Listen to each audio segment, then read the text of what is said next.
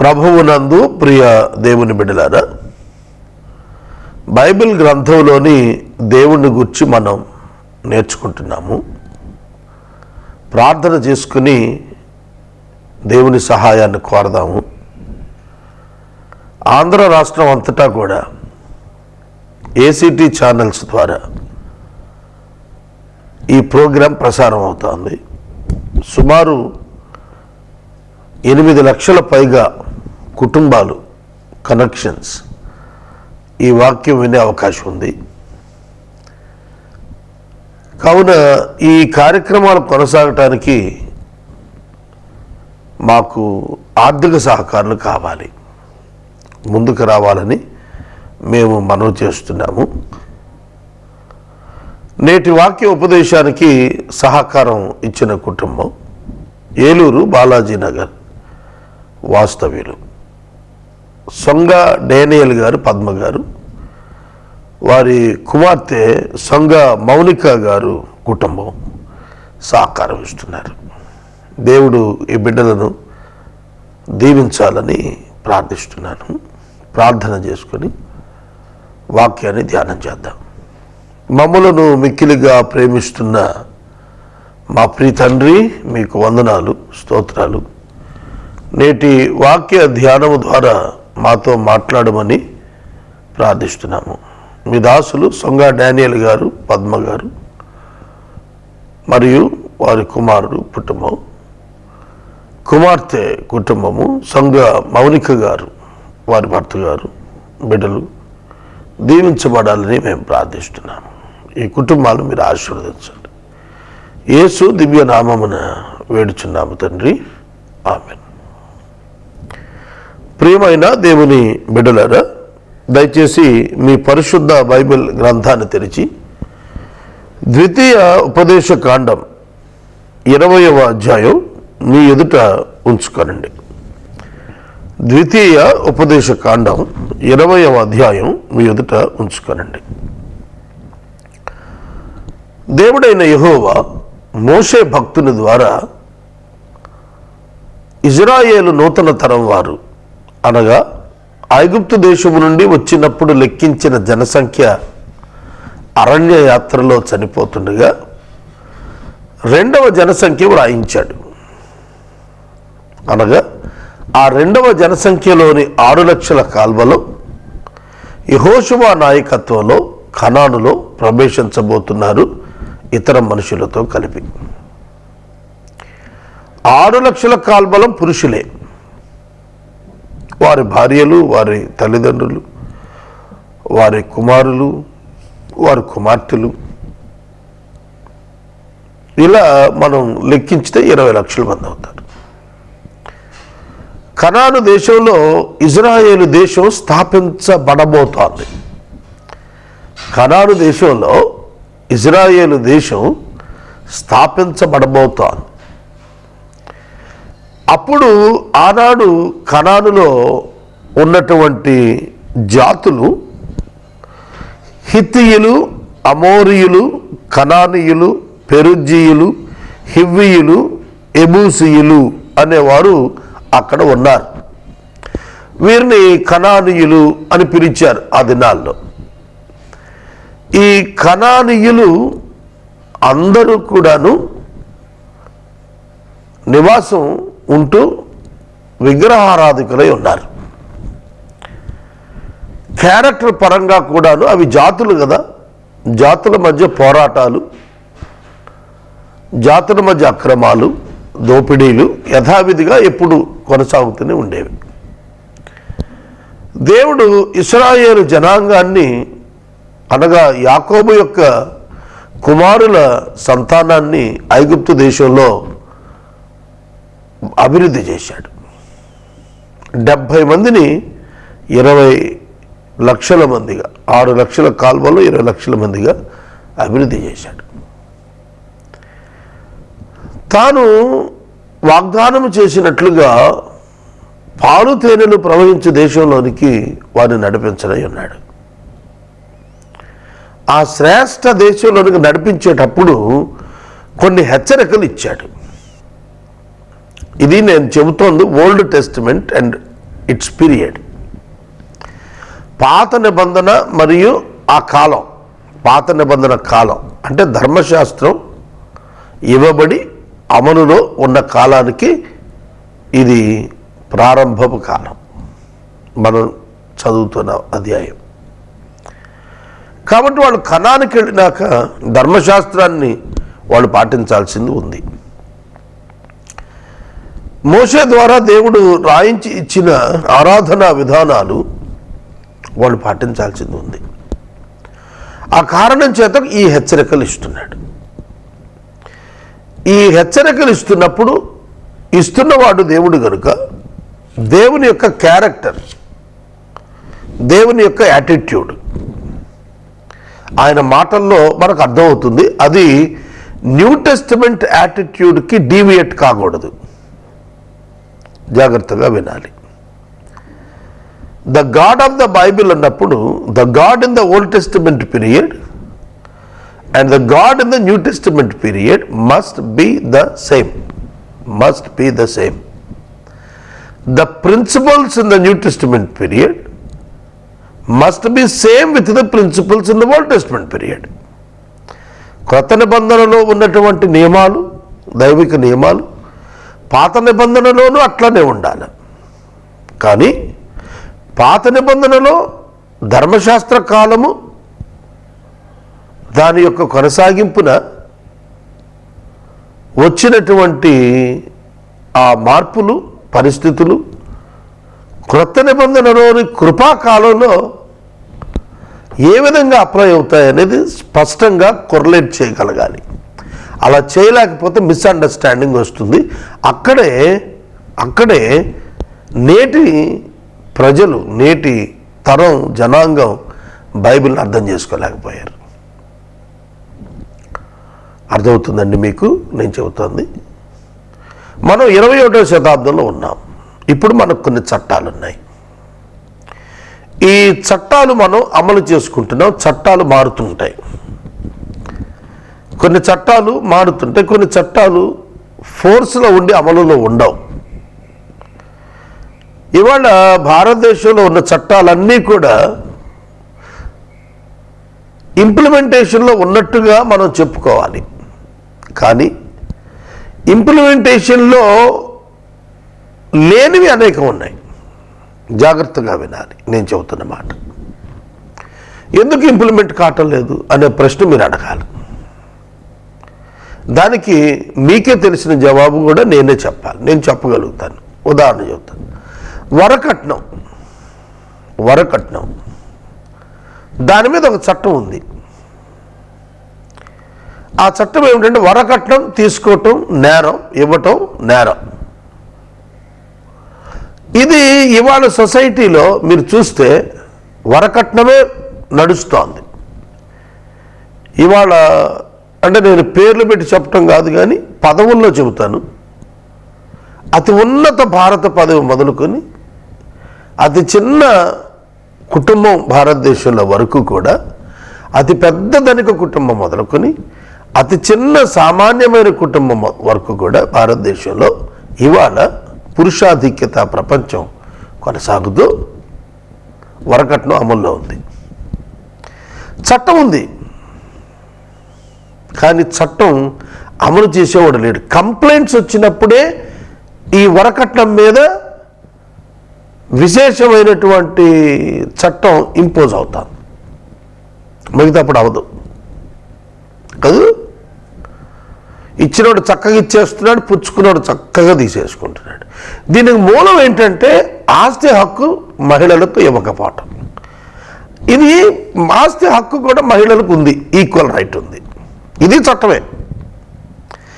ఆస్తి హక్కు మహిళలకు ఉంది, ఇది చట్టం. కానీ తల్లిదండ్రులు వాళ్ళు కుమారుల పట్ల మొగ్గు చూపుతారు. కుమార్తెలకు ఇవ్వటల్లా, కట్నం ఇచ్చాము, పెళ్లి సమయంలో కొంత ముట్ట చెప్పాం అంటూ వాళ్ళని ఈక్వల్ రైట్కి దూరం చేస్తున్నారు. అది సమాజం ఎరిగిందే, అది కూడా సమాజం ఎరిగిందే. కానీ ఆ చట్టం అమల్లో లేదు. తేడా వస్తే అమలు అవుతుంది. ఎవరైనా కంప్లైంట్ వేసుకుంటే అమలు అవుతుంది తప్ప స్వచ్ఛందంగా అమల్లో లేదు. కట్నం ఇచ్చేవాడు పుచ్చుకునేవాడు ఇష్టమైతే ఇచ్చి పుచ్చుకోవచ్చు అనేది లేదు చట్టం అంటే. ఇచ్చినవాడు నేరస్తుడే, పుచ్చుకున్నాడు నేరస్తుడే. అలాగే అంటరానితనం నేరం, కుల వివక్షత చట్టం ఉంది, డిస్క్రిమినేషన్ అబౌట్ క్యాస్ట్. ఇవాళ అది కంటిన్యూ అవుతుంది. ఇవాళ still it is going on. ఎవరు పట్టించుకోరు. ఈక్వల్ వేజెస్ మీద చట్టం ఉంది, ఎవరు పాటించడం. అలా నేను మొదలు పెడితే పాటించని చట్టాలు సమాజంలో ఎన్నో ఉన్నాయి. అర్థమవుతుందా? అవి కేవలం అడ్వకేట్స్కిను ఫిర్యాదుదారులకే చెందినవిగా మిగిలిపోయాయి చట్టాలు.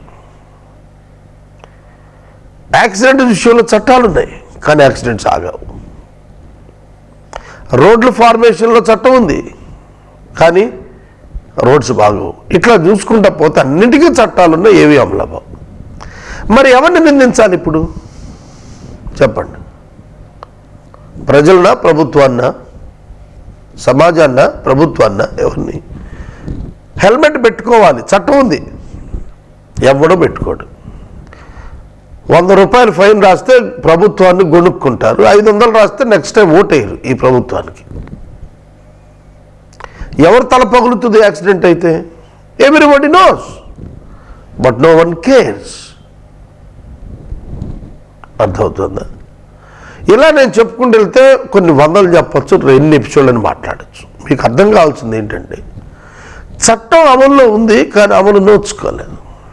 ఓల్డ్ టెస్టమెంట్ పీరియడ్లో చట్టం ఇంప్లిమెంట్ చేయబడింది, చట్టం ఇంప్లిమెంట్ చేయబడింది. ఇప్పటికీ ఇస్లామిక్ కంట్రీస్లో వ్యభిచారం చేస్తే అంగాన్ని కోసేస్తారు, బహిరంగంగా ఉరిదీస్తారు, రాళ్లతో ఒకటి చంపేస్తారు. అవి ఇంకా అమలవుతున్నాయి. పబ్లిక్ రోడ్డు పక్కన ఉరితీస్తారు, కొన్ని రోజులు ఆ డెడ్ బాడీస్ వేలాడుతూ ఉంటాయి. అంత ఉన్నా అక్కడ వ్యభిచారం బాలా. పాయింట్ అర్థమైందా? కనుక ఈ చట్టం ఎందుకు వచ్చింది? ఎందుకంటే ఈ not to spread the sin, Bible భాషలో చెప్పాలంటే అన్సివిలైజ్డ్గా ప్రజలు తయారు కాకుండా చట్టాలు ఏర్పరచుకున్నారు. ఓల్డ్ టెస్టమెంట్ అలాంటి చట్టం ఉంది కాబట్టి దానిలో మనం చదువుతున్నప్పుడు, దాని ఇంప్లిమెంటేషన్ చదువుతున్నప్పుడు, God has given them the law. దేవుడు వాడికి ఒక చట్టం ఇచ్చాడు. ఆ చట్టం ఏమిటి అని అనగా, నీవు ఆ దేశంలోకి వెళ్తున్నప్పుడు, ఆ దేశంలోనికి నువ్వు వెళుతున్నప్పుడు ఒక పురం మీదకి దాటాల్సి వస్తే వాళ్ళ కబురు చేయండి, సమాధానం కొరకు కబురు చేయి, సమాధానం కొరకు కబురు చేయి. నీకు తిరిగి సమాధానం వచ్చిందనుకో, యుద్ధం చేయొద్దు, ఇక వాళ్ళతో కప్పం కట్టించుకో, డిక్లేర్ చేసుకో, ముందుకెళ్ళిపో. అలా కాకుండా సమాధానం వద్దు మాకు, యుద్ధం మంచిది అని గనక వాళ్ళు అనుకుని తగువకొస్తే వాళ్ళను ముట్టడి వేసేయండి. యెహోవా వారిని మీ చేతికి అప్పగిస్తాడు, అప్పుడు మగవారిని అందరినీ కత్తితో హతం చేయండి. ఇది యుద్ధాన్ని గురించి చెప్పాడు. దేశ భద్రత, దేశాల మధ్య వార్ గురించి చెప్పాడు. వార్ గురించి చెప్పినప్పుడు killing the other person is not the sin. It's not murder, it is war. War is different, murder is different. మగాళ్ళందరినీ చంపేసేయండి అన్నాడు, ఆస్తి అంతా దోచేసుకోండి అన్నాడు. ఏ యుద్ధంలోనైనా ఇదే జరుగుద్ది. యుద్ధంలో సైన్యం ఓటమైనప్పుడు, శత్రుశాసనం లేకుండా పాత రోజుల్లో, when they were not able to control the other countries' men, they will kill them. వాళ్ళు చంపేస్తారు, చంపి స్త్రీలను ఆక్యుపై చేస్తారు. అలాగే ఆస్తిని దోచుకుంటారు, చెరబడతారు ఆ ప్రాంతాన్ని. అంటే ఆధిపత్యం పోరు. దేవుడు వాళ్ళని, ఆ దేశాన్ని దేవుని పిల్లల యొక్క స్వాస్థ్యాలుగా పంచుకోవటానికి ఆక్యుపై చేయిస్తున్నాడు ఆ దేశాన్ని. అప్పటికి ప్రజలు ఉన్నారు అక్కడ. మనం ఏం అర్థం చేసుకోవాలి ఇక్కడ దేవుణ్ణి? అసలు ఆ ప్రజలకు ఆ స్వాస్థ్యాలు ఎందుకు ఇవ్వాలా? అక్కడున్న వాళ్ళని ఎందుకు చంపాలా? అసలు వాళ్ళ కోసం వేరే స్థలం ఇవ్వచ్చు కదా. మనుషులు లేని చోట బతకనని ఏర్పరచుకోండి, ఎక్కడో చోట ఏర్పరచుకోండి అని చెప్పచ్చు కదా. ఆ అరణ్య యాత్రలో ఎంతో డిస్టెన్స్ వాళ్ళు వెళ్ళారు కదా. అక్కడే ఎక్కడైనా అడవులు నరుక్కొని అక్కడ బతకమని చెప్పచ్చు కదా. ఏమి కనాని ఆక్యుపై చేయాలా? ఇవాళ నీకు you have every right to question. అది చరిత్ర. నీకు ఆన్సర్ చెప్పేవాడు దొరకడు అక్కడ. దాన్ని ఇది చేసేవాళ్ళు, దాన్ని నమ్మిన వాళ్ళు ఆన్సర్ చెప్పడానికి ట్రై చేసినా నువ్వు సాటిస్ఫై కావు. When you have a question in your mind about the religious things, little explanation may not give you the satisfaction about your doubt. మీకు సమాజంలో దొరక్కపోవచ్చు. కానీ why God is doing this? ఒకటి, ఆయన ప్రమాణం చేశాడు, ఆయన మాట తప్పడు. ఆయన తన ప్రజలను ఎందుకు అలా చేయమన్నాడంటే, వీరు ఈ పురములలో ఉన్నటువంటి వీరు ఈ జాతులు హేయమైనటువంటి కృత్యాలు చేస్తారు, విగ్రహారాధన చేస్తారు. అది దేవుని స్థానాన్ని దేవతలకు ఇస్తారు వాళ్ళు. ఎందుకంటే they do not know God. కాబట్టి ఆ దేవతల విగ్రహారాధనలోనికి మిమ్మల్ని తిప్పేస్తారు. నా మొదటి ఆజ్ఞ విగ్రహారాధన చేయకూడదనే ఆజ్ఞ. నేను తప్ప వేరే దేవుడు ఉండకూడదనేది ఆజ్ఞ. కాబట్టి నిన్ను ఆ ఆధ్యాత్మిక వ్యభిచారంలోకి నెట్టేస్తారు, నేర్పుతారు. కాబట్టి కిల్ దెమ్ అని అన్నాడు, వాళ్ళు చంపమన్నాడు. కనుక జనులకు అపవిత్రత అంటకుండా ఆధ్యాత్మికంగా ఆనాటి ప్రజలను చంపమన్నాడు. దేవుడు ఒక రాజ్యాన్ని నిర్మాణం చేయబోతున్నాడు, ఇజ్రాయెల్ రాజ్యాన్ని. దేవుడు చెప్పినట్లుగా వాళ్ళు చంపుతూ పోయినా కూడా ఇజ్రాయేలు రాజ్యంలో పాపరహిత రాజ్యం వచ్చిందా అనే ప్రశ్న వేస్తే రాలేదు. ఇజ్రాయేలు కంప్లీట్ అయ్యారా అంటే పర్ఫెక్ట్ అయ్యారా? లేదు. కానీ దేవుడు పర్ఫెక్ట్ గాడ్ అనేది తేలింది. దేవుడు తన ప్రజలు ఎలా ఉండాలని అనుకున్నాడో దానికి సంబంధించి తన గుణ లక్షణాలకు అనుకూలంగానే చట్టాలు చేశాడు. దేవునికి ఉన్నటువంటి సార్వభౌమిక అధికారాన్న దేవుడు వారికి ఇచ్చినటువంటి ఆజ్ఞ ఒక భూభాగం, ఒక విధానం. ఆ విధానంలో ఆయన వెంబడించటం, నీతి, న్యాయము, పరిశుద్ధత, యథార్థత, వీటిని ప్రజలు పాటించడానికి చట్టం చేశాడు. ఈ చట్టము వారికి ఏం చెబుతోందంటే వారు పాపులని తెలియచేస్తుంది. The law tells them that they are sinners and they need savior. That should be acknowledged by the people of the nation Israel. అది దేవుడికి కోరింది. అందుకు దేవుడు వారిని ఆ విధంగా వెళ్ళమన్నాడు. సమాధానం కోరండి, సమాధానం వాళ్ళ నుండి వస్తే లీవ్ దెమ్. సమాధానం రాకపోతే పురుషులని చంపి ముందుకు పోమన్నాడు. ఇది మనం అర్థం చేసుకోవాలి. ఇవాళ నేను చాలా ఎక్స్ప్లెనేషన్ ఇచ్చాను, how to understand God in the Old testament. దేవుణ్ణి పాత నిబంధనలో ఎలా అర్థం చేసుకోవాలి. That period is over. When Christ died on the cross, the period of the Old Testament was over. పాత నిబంధన కాలం ముగిసిపోయింది. దేవునికి మానవునికి మధ్య అడ్డుతెరలు చిరిగిపోయాయి, తొలగిపోయాయి. They can come to God directly. They can come to God directly without any mediator. Christ is the mediator. There was no human mediator between the people and God. That is New Testament. కనుక క్రొత్త నిబంధనకు వచ్చేటప్పటికి దేవునికి మానవునికి మధ్య క్రీస్తును మధ్యవర్తి ఒక్కడే. ఆయన నరుడు, మరొకడు లేడు.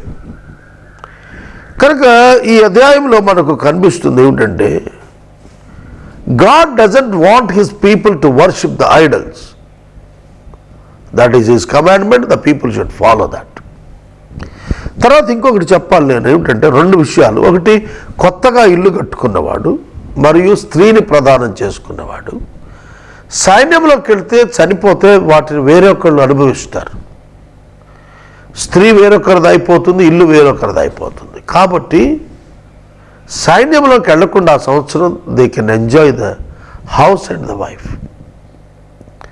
వివాహం చేసుకున్నాడు, సంవత్సరం పాటు ఆ స్త్రీని సంతోషపెట్టాలి, యుద్ధాన్ని బాగుపడదు. ఎటువంటి చట్టం చేశాడు దేవుడు? ఆయన నీతి న్యాయాలు కలిగిన వాడు.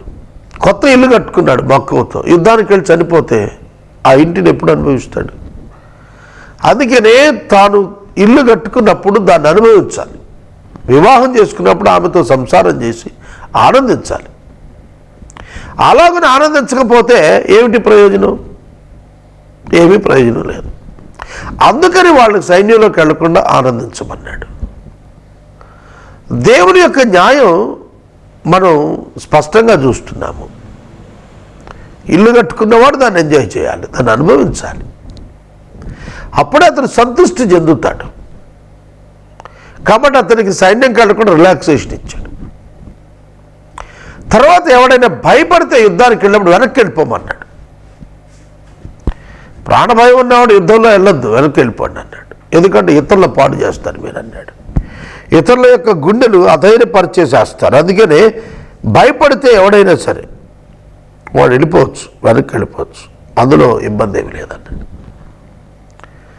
కనుక దేవుడు ఆయన యొక్క గుణలక్షణాలు, ఆయన యొక్క వ్యక్తిత్వం మనుషులమైన మనకు స్పష్టంగా అర్థం కావటానికి ఈ విధానాలు తెలియచేయటం ద్వారా తాను ఏమై ఉన్నాడు, ఎట్లా హౌ హీ వాజ్ జస్ట్ఫుల్, తను ఎలా న్యాయవంతుడై ఉన్నాడో అవి తెలుసుకోవటానికి అవకాశం దొరికింది. ఒక పురాన్ని లోపరుచుకున్నప్పుడు, అనేక దినములు ముట్టడి వేయినప్పుడు దాని చెట్లు గొడ్డల చేత పాడు చేయకూడదు. వాటి పండ్లు తినచ్చు, కానీ చెట్లు నరకద్దు. వాటిని ముట్టడించుటకు పొలములోని చెట్లు నరుగా, అట్టి చెట్లను నీవు కొట్టకూడదు. చెట్లు తినదగిన ఫలములు ఇచ్చినవి కావని విరిగితే వాటిని నరికేసి దెబ్బగా వేసేసి. ప్రయోజితమైన ఫలవృక్షాలు చాలా ప్రధానమైనటువంటివి, చాలా ప్రధానమైనటువంటి. ఇట్ ఈజ్ ఫుడ్, ఆహారం కదా. ఫలవృక్షాలు ఆహారం. ఆహారం చెట్లు నరులు కాదు. వాటికి యాటిట్యూడ్ లేదు, వాటికి పాపం చేయటానికి లేవు. వాటికి మనుషులు వేరు, మనుషులు పాపం చేస్తారు, చెట్లు ఏం పాపం చేస్తాయి? కనుక చెట్లు నరికేయటం, ఫలవృక్షాలు నరికేయటం నిషిద్ధం. ఫలాలు అనుభవించండి, అంతేగాని చెట్లు నరకటం కాదు. చాలా చోట్ల మనుషులు పనికి వచ్చే చెట్లు నరికేసుకుంటారు, ఏవేవో కారణాల చేత. దుష్టమైనటువంటి అపవిత్రమైన ఆచారాల చేత మనుషులకు ప్రయోజనమైన వనరులను పాడు చేస్తుంటారు. మనుషులకు ఉపయుక్తమైన వనరులను పాడు చేస్తుంటారు. అట్లాంటివి దేవుడు ఎంకరేజ్ చేయడు. He condemns that. In his sight people are important. ఆయన దృష్టిలో ప్రజలు ముఖ్యం, ప్రజల జీవనం ముఖ్యం, ప్రజల ఆకలి తీర్చబట్టం ముఖ్యం. కనుక చెట్లు ఫలములను ఇవ్వనివి అనుకుంటే అప్పుడు నరికి అవతల బాగానే పడ్డాడు. దానివల్ల ఏమిటి దేవుడు చెబుతోంది? ఫలవృక్షములు ఎదుగుటకు ఫలించుటకు చాలా కాలం పడుతుంది, దాన్ని నిర్వీర్యం చేసుకోకూడదు. కనుక పంట వారి చేతికి వస్తున్నట్టు పాడు చేసుకోకూడదు. అది ఆహారం, దాన్ని సద్వినియోగం చేసుకోవాలి. జ్ఞానం నేర్పిస్తున్నాడు దేవుడు, అక్కడ జీవన విధానం నేర్పిస్తున్నాడు, జీవన శైలి నియమిస్తున్నాడు. అదే చట్టం. ఇప్పుడు మనం 125-130 కోట్ల మంది భారతదేశంలో నివసిస్తున్నాం. మన పాపులేషన్కి 50% కూడా లేదు యునైటెడ్ స్టేట్స్ పాపులేషన్. కానీ భూభాగంలో మనకంటే చాలా రెట్లు ఎక్కువ.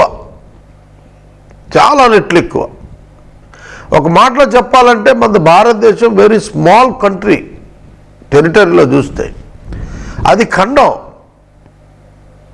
అమెరికా దేశం ఒక ఖండంగా మనకు కనిపిస్తుంది.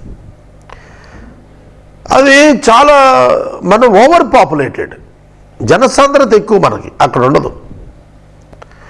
కనుక ఈ దేశంలో ఉన్న ఈ జనులు మనము వనరులు చాలా తక్కువ. When we are comparing with other countries వనరులు చాలా తక్కువ ఉంటాయి. ఆ వనరులు పాడు చేసుకుంటే ఎట్లా బ్రతుకుతాం మనం? కాబట్టి వనరులు ప్రజలవి, ప్రజలు వాటిని వినియోగించుకోవాలి చట్టాలు లేకపోతే.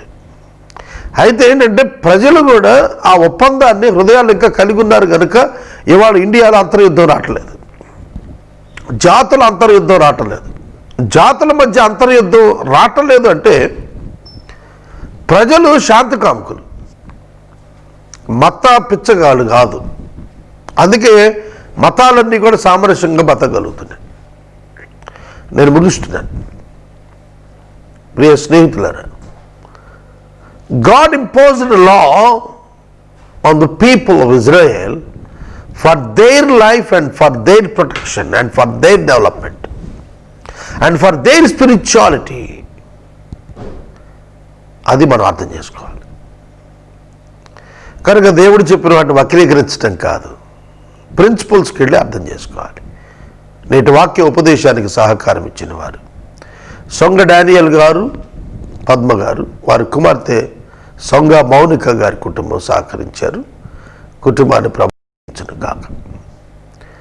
మమ్మల్ని మిక్కిలుగా ప్రేమిస్తున్న తండ్రి వందనాలు, స్తోత్రాలు. వాక్యం విన్న బిడ్డలను దీవించము, వాక్య ప్రసారం చేసిన బిడ్డలను ఆశీర్వదించము. యేసు నామమున అడుగుచున్నాము, ఆమేన్. తండ్రి అయిన దేవుని ప్రేమ, కుమారుడైన యేసయ్య కృప, పరిశుద్ధాత్మ యొక్క అన్యోన్య సహవాసం సదాకాలం మనకు తోడైనను గాక, ఆమేన్.